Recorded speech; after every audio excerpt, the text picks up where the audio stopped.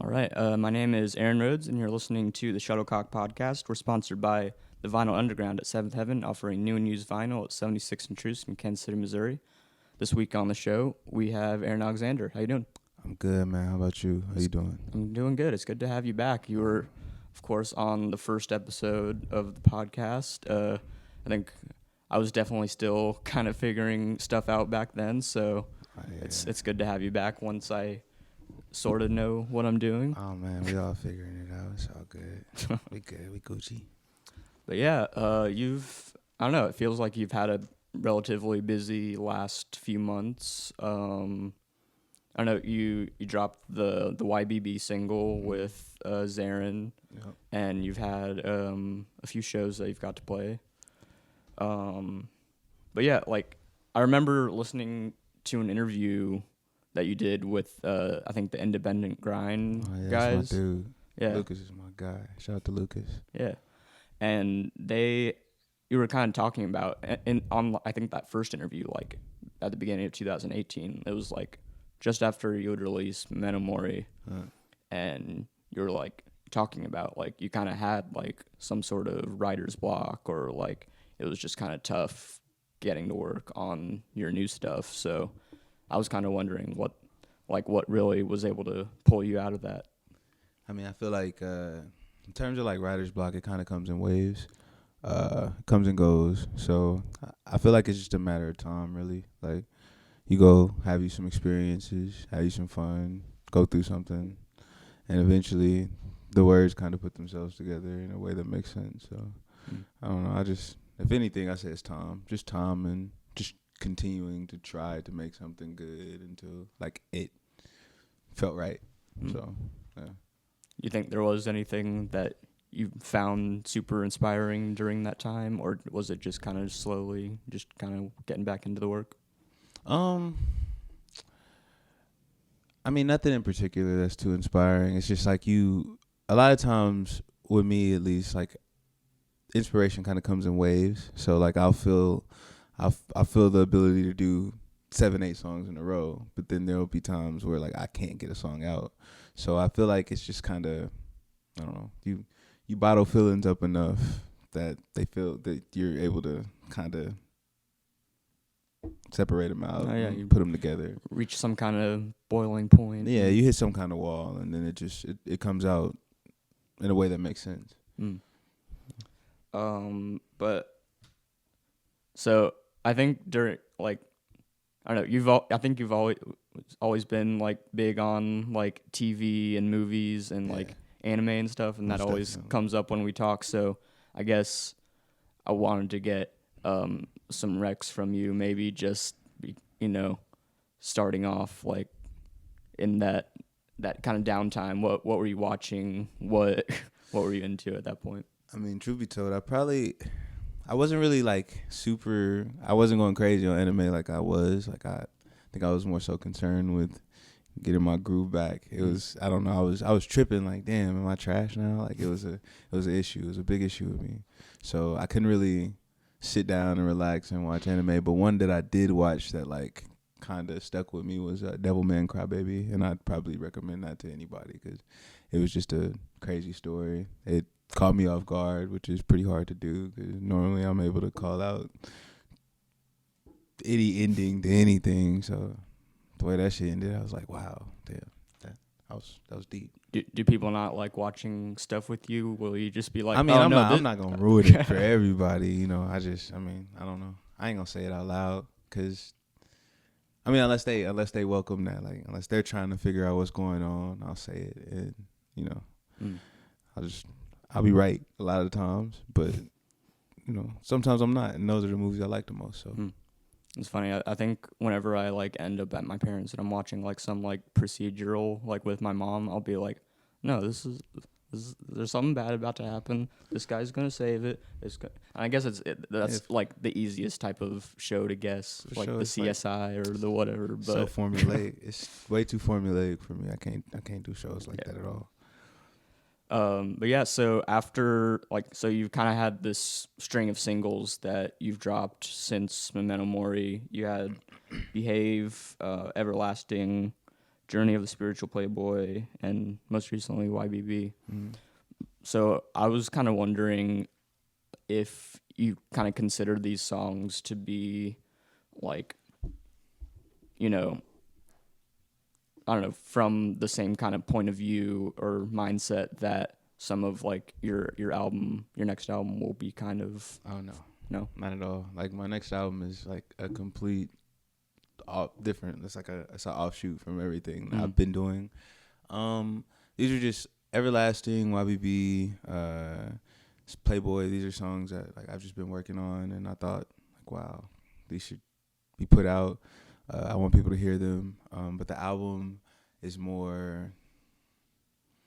It's not dark. It's actually a lot more upbeat than what you're typically used to. Or I mean, I've only had like a couple albums, but it's a lot more upbeat than I'm typically used to rapping on. It's I don't know, some bangers. Got some bangers on it. And you do kind of get a little more conceptual when it comes to like the album stuff too, right? So maybe those singles didn't quite kind of match up with the record. Yeah, I mean, like I was making a bunch of songs. Playboy kind of turned into an idea for another track on the album. So I mean, it serves its purpose and like kind of getting the wheels turning and coming like it. I don't know. I feel like those singles kind of helped me create the rest of the album because it got me in that stride to where I could just continue making music. No, yeah, it's good to be in that kind of creative groove and kind of just flows out of you at some point. So, will you maybe please re-release Binary though? I don't know, that's been a favorite of mine. I always kind of like coming back and listening to that song, and I hope other people will get to hear it again. I mean, probably eventually. Yeah. I liked it, but I wasn't 100% sure about it. And typically, I'll do a bit more work, and I promise the next time I put it out will be the final time, and it'll be the best version of the song yet. So, it's good. I'm not sure when it'll be coming out, but I'm gonna definitely try to put my hands on it again, and we'll see how it comes out. So, and maybe you will have announced something by the time the interview is out, but I guess I would ask you to tell me a little bit about the album that you're about to release and kind of get the name and, I don't know, kind of the concept maybe behind it. The name of the album is Kushlov Effect. It's kind of a play on words from Kushlov Effect, which is like this psychology. It's like I don't even want to call it experiment, but they kind of take a actor's picture, and he's making the same face in all three versions of the picture that they show anybody. They separate it with another picture, like the original one had like a dead baby, another one had like a beautiful woman, and then another one had, I don't know, I'm not sure what the other concept was, but people who looked at the entire picture saw what they wanted to see. So they saw a happy man if it was the beautiful woman. They saw a sad man if it was a dead baby. But in actuality, they were all the same photo. I kind of thought that was like just a genius concept. Like people are gonna see what they want to see, regardless. So I kind of just put the music together what made sense to me. I'm gonna put it out. It's kind of like a big social experiment. Let people interpret it any way they want to interpret it, but have some kind of loose theme, I guess, and within the music. Is that concept something that you kind of heard about, like in your studies at school, or is this just kind of just something online? Or I'm gonna be honest with you, like school don't really teach you cool shit like that. They just kind of like, I guess it made me want to learn more about just wacky offshoots in psychology, but that's kind of just came from the YouTube rabbit hole. So yeah, that's how most of my ideas get churning. I just look at YouTube or Google, and eventually I'll run into something that it's like, oh damn, that makes sense. That's hard. And I don't know if it is a song that's gonna end up on the album, but I heard some of the material that you had been working on, and the song Joy was kind of Oh yeah. like, I think that kind of felt like the most direct like song to go with the kind of the concept of the album, just because like it has like kind of the weed reference going on, Yeah. but it's also like kind of a, I don't know a good word for it, but like kind of a psychological theme to it too, that like the weed kind of brings this connectedness, this moment between two people, and I don't know. I mean, yeah, Joy's definitely gonna be on the project. That's kind of what I was going for. I wouldn't say it's a direct representation of the album itself No, yeah. because they're just a lot. It's I don't know. The album's kind of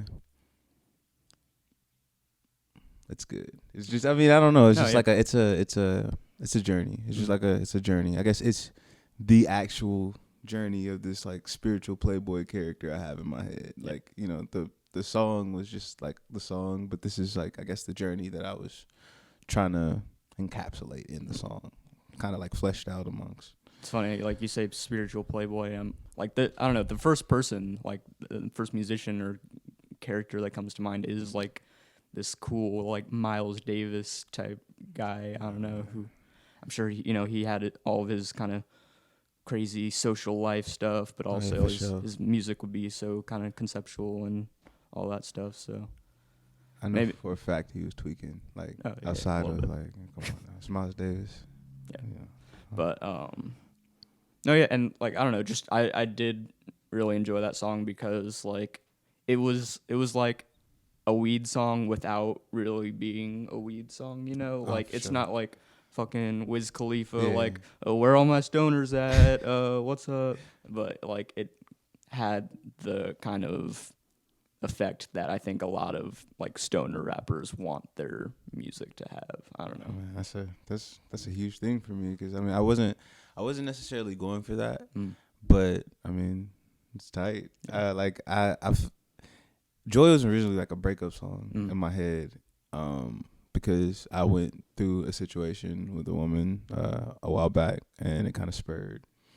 Can we roll before you hit the road? We kind of had not issues, but like I was trying to do the music, wasn't really paying too much attention to her, and had to break it off because I felt like I had bigger things to do. But I mean, I still rock with her.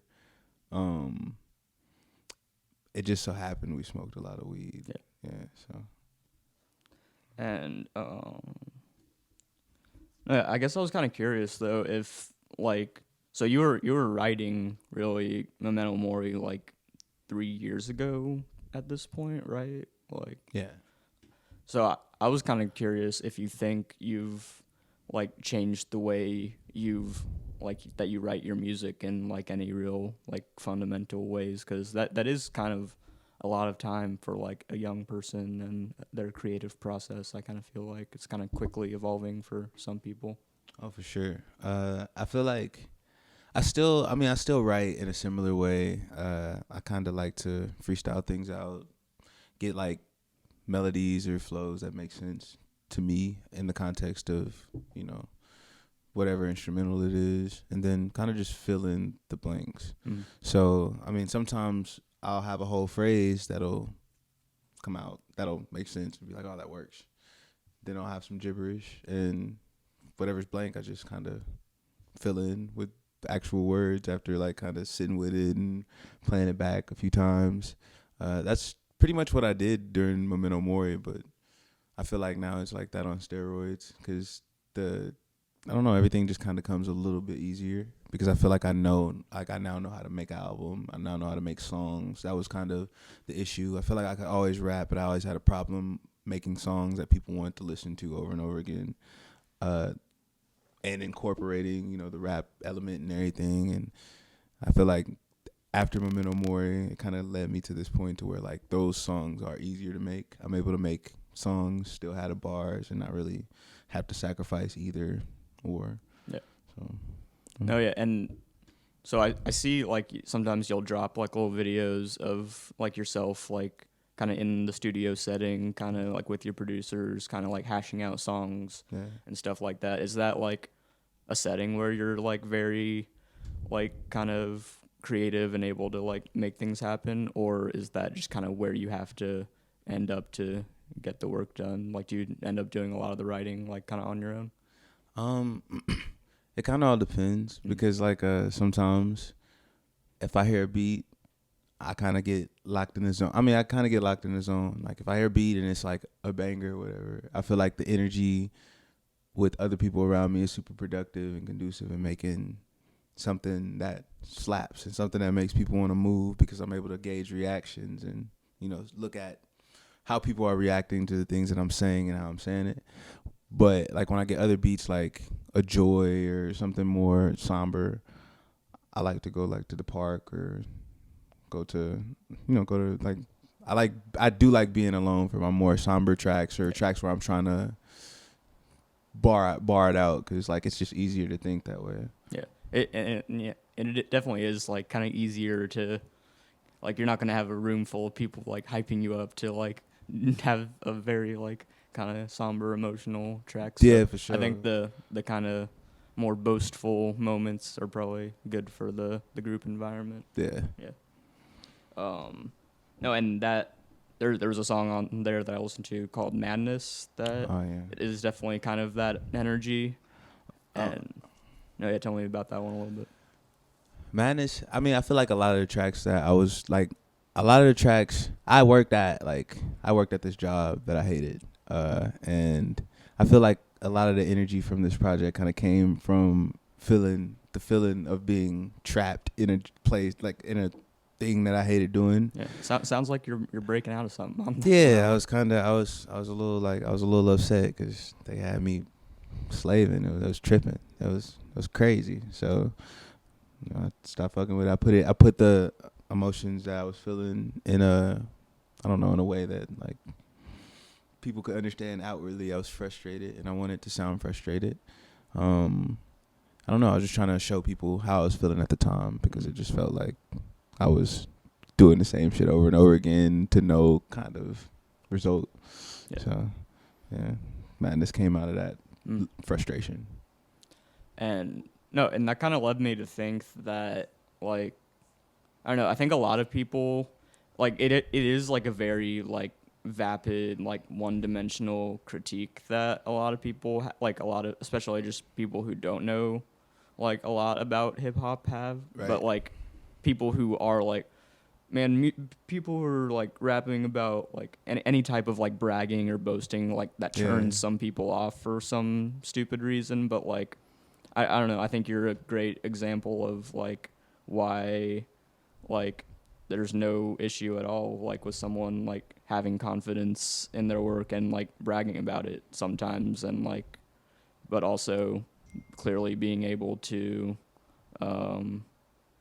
put like create something more like thoughtful and like introspective. I don't know if that makes sense. No, it makes a ton of sense. I mean, truthfully, I feel like the only people who get mad at people for boasting are people who don't really have much to boast about. You know, they're just haters.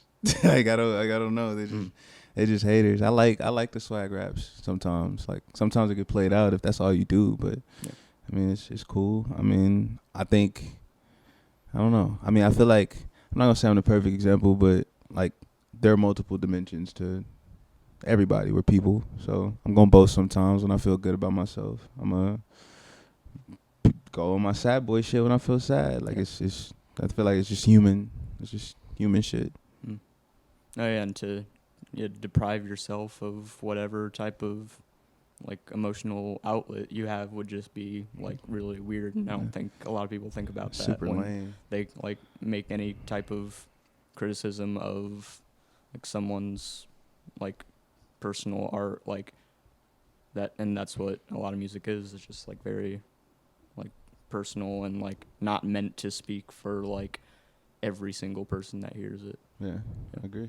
I guess that maybe that is a mentality that like a lot of people get from like listening to pop music and like having every song like kind of built for them, you know? Yeah. Like I mean, I feel like the listeners, I feel like consumers definitely are being spoiled from the artists, because now artists are they're not making music that they want to make. They're making music that they think it's going to chart. So Yeah. it's like, Or go viral. yeah, or go. I mean, it's lame. I mean, like at the end, I mean, I'm not gonna say like it's lame. People got their way. They're gonna do whatever they want to do. It's whatever. I'm not saying it's whatever. But I feel like artists who are strictly making music for the consumers instead of for themselves, for personal fulfillment, they're never gonna make anything different. They're never gonna make anything groundbreaking.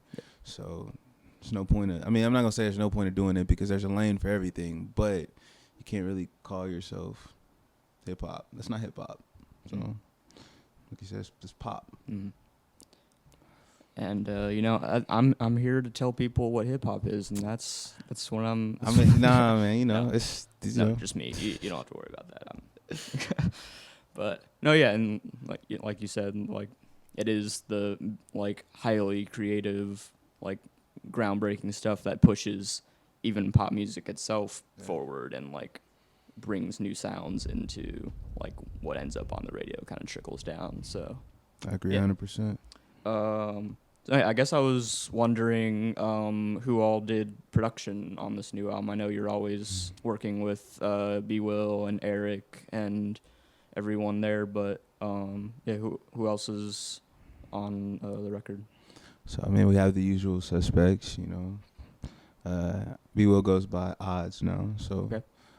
we have Odds, Eric Christopher, who just recently dropped a project. It's amazing. It's incredible. Sequences. Go check that out. We have AP. I mean, come on now. Slaps on slaps. And he's kind of been one of Zarin's main producers for a while, but have you released anything with him so far? Did he do YBB or? No, he didn't do YBB. Me and AP, we have some songs, but nothing released yet. A lot of it's on the album. A lot of songs that we've been working on is on the album. Corey Paleska, he's like, where are you from, bro? He's from Jersey. He's hard. He gave me a heartbeat. My boy Beatnik D, he's from England, but I met him in LA, and he's hard. Of course, Seven's on there. Oh yeah, known for his work with I think he's done a lot of stuff with Tech, XV. Yeah. Am I missing anybody? Beatnik, Corey, I don't think I'm missing anybody. But if I am, I apologize. I also have a lot of like vocals and things, layering everything. There's a lot of people that go into making everything sound great, and I don't want to forget nobody. So, yeah. Does Jordan Criddle do production, or is he just kind of mix and master? He mixes and masters, and he makes. I don't know. He takes it from like, He takes it from like a 10 to 20. So, I don't know. He's a big part of the reason why the songs sound the way they sound too. Like him and B go crazy. So yeah, I guess I was kind of wondering what the conversations you were having like with the producers were kind of like around like when you were working on these new songs.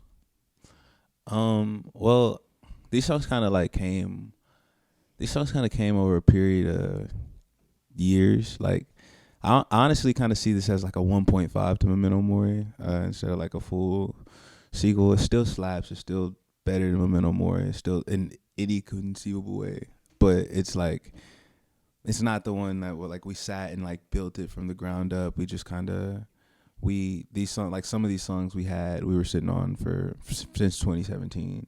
It just made sense in this context. It kind of took a while for it to kind of like come together. It kind of snowballed. Like, we'd have one song, and then we'd make like, I don't know. We had a bunch of songs. We were just making a bunch of songs, and then these songs kind of all just came together and made sense in the story that I wanted to tell. So we kind of put together this song that we had over, I guess, out of a pool of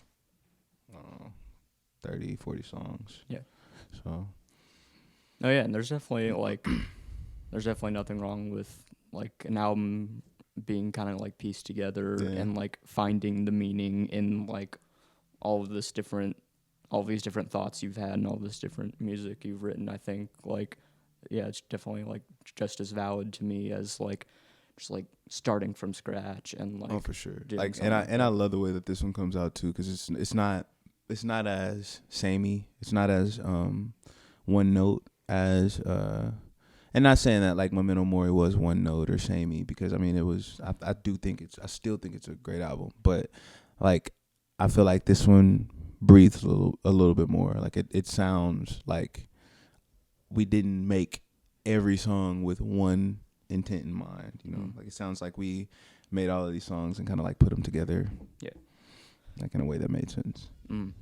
And there definitely is like Memento Mori was big on like kind of that big theme of like mortality and stuff like that. But I guess like I think there was one or two songs that I heard that kind of touched on similar stuff. It is like I don't know, mortality as a whole, something you kind of just are thinking about less than you were like 2-3 years ago. I mean, I still think about it a bunch, but like I don't know. I don't want to rap about the same thing over and over again. Like it's just, I don't know. I feel like that's a good way to lose the interest of the people, because I mean, life is more than just thinking about death. So I don't want to talk about death in every single song because it gets kind of bland. Yeah, I want to make some slaps. I want to get people hype at shows. I can't do that talking about people dying. That's no fun. Yeah, you don't bum some people out pretty quick. You know, I ain't trying to. I don't want that to be my shtick. It's like, I mean, it's not lame. It's cool, but you know, there's a time and place for everything, and that's not like the only thing. I'm not just one layer. Like I'm a person. I feel all various different types of emotions. So, yeah. So, speaking of the shows though, I think one of your bigger shows you've done so far was the J.I.D. show you got to open at Granada. That one went crazy. That was really cool. That one went super crazy. And like Ashan's set was really cool too. Yeah. Like he got a great response even as like the first act to go on. Yeah, but for I sure. think like some people probably didn't realize that you were like not on the tour or something, because I don't know. No, like Yeah. I'm sure you would have been just as effective, but like there wasn't any big intro like, oh, here's from Kansas City, Kansas. Yeah. Here's Aaron Alexander. Like you kind of just went out, did your thing, and people were like very like they were connecting with it. I think. Yeah, that's kind of my. I don't know. I like to catch people off guard a little bit. Just, I mean, because at the end of the day, all that really matters to me is that people connect to my music. If they like what I'm doing, then they're gonna check me out. I'm not really trying to, you know, I'm not trying to promo my social media profile before my music, because that's not really what matters to me. My music is kind of first and foremost. And like, I don't know, like Ashawn killed his shit. I rock with his shit like super heavy. I rock with Ashawn. Like we actually been kind of hanging out like a little bit lately. He's a very talented artist. And yeah, shit. I mean, I don't know. That Jid show was crazy though, because I wasn't expecting so many people to actually bounce when I said bounce. You know, like fuck, damn, that ain't never happened before. So yeah, I definitely got a good crowd shot with everyone like waving their arms. yeah, it gave me like a completely different level of confidence I'd never had before, because I never really thought my music could get people to do that. Yeah. So no, it's a good feeling. it's an amazing feeling. It's like one of the best feelings, I'd say.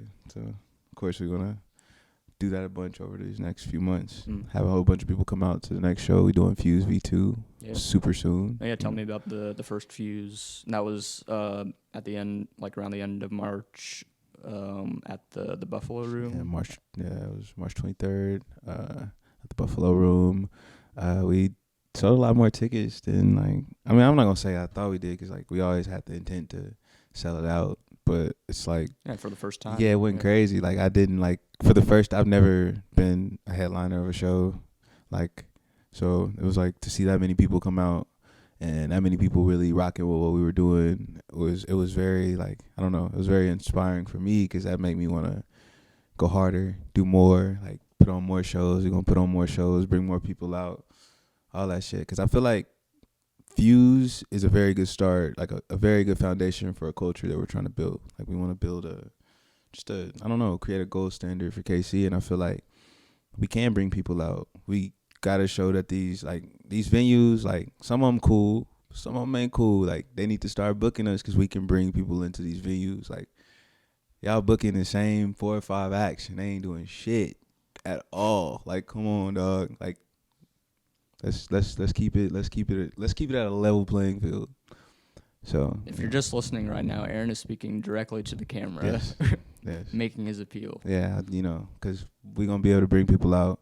We are gonna be the culture eventually, and if you don't want to get on the wave, you're gonna get swept away. So, there's that. And and I think like a lot of people, I mean, it definitely is something very hard to work towards, but the fact that a lot of people do just kind of like talk shit on Twitter about like, man, I should be playing these big shows. I should be doing this. Like, if like, I don't know, it's something that you do like have to kind of prove to a lot of people that you can kind of build an audience. And like, once that audience is there, like it isn't like massively difficult to like bring in like a regional like artist and then, do some of those, and I'm sure you can book like kind of lower level national touring acts. Yeah, for sure. I mean, like eventually, I don't know. I feel like more and more people should start booking their own shows because, they're not trying to book us.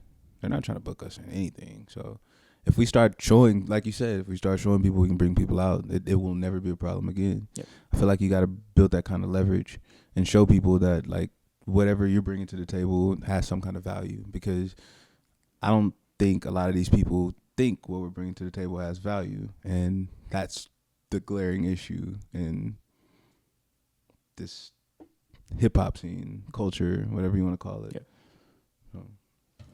Yeah. And so by the time this is out, it will have already happened, but tonight you're playing with Open Mike Eagle. Yeah. I guess I just want you to tell everyone what happened at that show. What that set's gonna be like and everything. That set. I mean, I feel like that set's gonna be. I'm gonna try to bar it out as much as I can. I'm a little like unsure about what the crowd is gonna look like because I'm just not. It's kind of hard to gauge those kind of things, but I'm gonna bar it out. I'm gonna make somebody gonna like me at the end of it. I'm gonna get a couple of fans at the end of it. Like, and that's really kind of my goal every show, to walk away with a couple more people who rock with the music a little bit more and want to support and want to see what's going on next. So that's the one thing that's like the only thing I know. That's the only like thing I know for certain. Somebody's gonna end up liking enough to check me out after that. So are you doing any new material for the set or nothing that I didn't do at Fuse. I'm actually taking a few songs away from my Fuse set, and we're gonna run with that one by Fuse 2. I definitely want to have some new material integrated into the sets because I'm starting to kind of see that like the live show is a really good way to gauge, fan interaction, see what they like, see what they want to, see what they're gonna sing along to. There are a couple of songs on Fuse 1 that we were doing that people were singing along to. And I have not dropped the song yet, so it's just like, wow, it's crazy. Like it kind of allows me as an artist to see what the people feel about the music. So we're definitely gonna try to put some new music on the next show. But it was just like these shows are back to back, so work a full-time job and whatnot. So I gotta kind of balance that out. What is there anything else you can say about Fuse 2 yet, or shit, are we announcing anything about Fuse 2 yet? Not yet. I can't say anything. Be on the lookout. It'll be definitely sometime in the next month or so here. You do not want to miss it because the first one went crazy. You don't want to miss Fuse 2. I mean, it's only going to get better. You want to get in at the ground floor because, I mean, y'all going to be like, wow, I was able to see so-and-so for X amount of dollars. Like, it's cheap right now. Like, so definitely want to get in while it's hot. You can still talk to me after the show because I will talk to anybody and everybody that come up to me after the show. I don't care. It's whatever. Like, I'm appreciative of people click and play, listening to the music coming out. Like, thank you. was I gonna say? Man, I'm just drawing a blank here. Yeah, what else do you want to? Is there anything else you want to plug or mention on this episode? I guess I'll plug my social media just to do that. So on Instagram it's Neo Osho, so NEOOSHO, and then Twitter is Neo_Osho. So the same thing with an underscore between Neo and Osho. And yeah, if you can follow me on Twitter, look Aaron Alexander up on Facebook, like me on Facebook if you got a Facebook. All that. If you can stream the music, come to the next show. That'd be tight. Appreciate y'all. Oh yeah, and I was gonna say I remembered. There is a recap video from the first few shows. Yeah, make sure everyone go and watch that real quick. Definitely watch that because you'll see what you missed the first time. It's some pretty and all the artists pretty killed it. All of them. Everybody went crazy. Like you don't want to miss that because there's even more artists on this one, and it's gonna be. I don't know. It's just gonna go crazy. Don't miss it. Oh yeah. Yeah, and people can follow at Shuttlecock Mag on Facebook, Twitter, and Instagram. Visit shuttlecockmusic.com for the articles.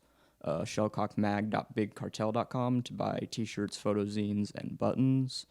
Don't miss any of the shows we have coming up. I'm not sure exactly what day this is dropping, but we have shows with Show Me the Body, DJ Lucas, Amira Wang, and others. Druge from OKC and Nanami Ozone from Arizona. So if those have not passed, do not miss those. But yeah, I appreciate you being on the show today, Aaron. I'm looking forward to the new album. Thank you for having me, man. Yeah, the new album gonna go crazy, man. You definitely gonna get a copy. You gonna see what it is. And we're gonna bring you through, bro. Hell yeah. If you don't fuck with Zarin Alexander, you're not a real Shuttlecock fan. So yeah, I mean, because this is like OG day one. Like, come on. Now I'm not one to pull that shit, but day one shit. Yeah, thanks for being here. Oh man, appreciate you.